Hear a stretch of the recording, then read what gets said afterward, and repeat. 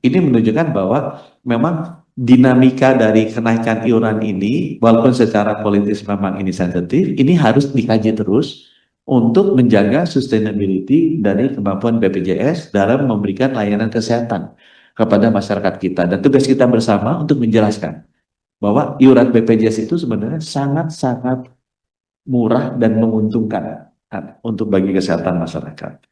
Nah, sekarang bagaimana caranya supaya sustainability itu bisa dijaga? Kita juga ingin agar sistem mekanisme iuran dari reimbursement-nya dibikin seefisien mungkin. Kan? Nah, di yang baru nanti rencananya kita akan lakukan kelas rawat inap standar. Ini maksudnya apa? Supaya ya udah BPJS tuh fokusnya ke yang bawah aja, walaupun ini debat terus sama BPJS. Tapi saya bilang BPJS nggak usah cover yang swasta, yang kaya-kaya deh. Kenapa? Karena yang kaya kelas 1 itu biarnya diambil swasta. Itu sebabnya tadi pagi kita tanda tangan sama OJK untuk combine benefit, udah di-approve juga oleh Komisi 11 POJK mengenai kombinasi swasta dan BPJS. Karena selama ini kan nggak bisa nyambung tuh coordination benefitnya. Biarin yang besar swasta aja kan, Bill. Supaya BPJS bisa sustain, diambil yang level bawah, semuanya di cover sama. 280 juta rakyat Indonesia, dia kaya miskin, harusnya di cover. Kalau ada apa-apa, seperti itu. Jadi, di mata kita sama dengan Pak Zainul, bahwa yang namanya universal health coverage itu harus mengcover seluruhnya. Dan idealnya sama, Pak. Kan ini kan ada unsur equity, ada unsur keadilan.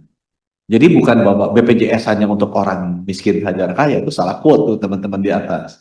Bahwa harusnya BPJS itu mengcover 280 juta rakyat Indonesia itu dengan janji akan diberikan layanan kesehatan.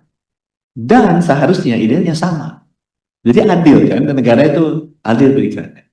Kalau ada orang yang mau lebih, ya dia harusnya bayar lebih, gitu kan. Tapi yang lainnya sama.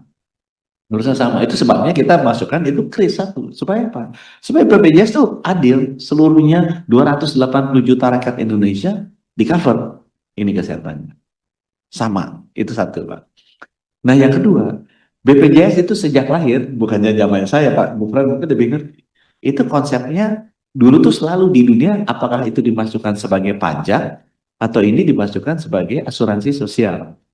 Nah, waktu dia lahir, teman-teman DPR dan pemerintah membentuknya tuh asuransi sosial. Konsep asuransi sosial itu memang ada, nggak semuanya ditanggung oleh negara. Ada yang orang kaya nanggung juga, karena kan Indonesia adalah apa konsepnya asuransi sosial. Itu sebabnya kenapa kemudian ada yang berdasarkan gaji yang makin tinggi, ya dia bayarnya lebih tinggi. Supaya apa? Supaya bisa meng-cover orang-orang yang pendapatannya lebih rendah. Jadi konsep bahwa ada kontribusi dari masyarakat itu memang sudah ditelurkan sejak asuransi BPJS ini didirikan.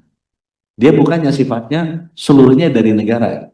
Atau seluruh uangnya BPJS, iurannya dari negara. Pak Lee Gufron itu ahlinya di waktu itu bikin pertama. Jadi ada konsep asuransi sosial. Jadi itu yang saya sampaikan. Pertama bahwa bukannya BPJS hanya untuk orang miskin saja, orang kaya, enggak, itu salah.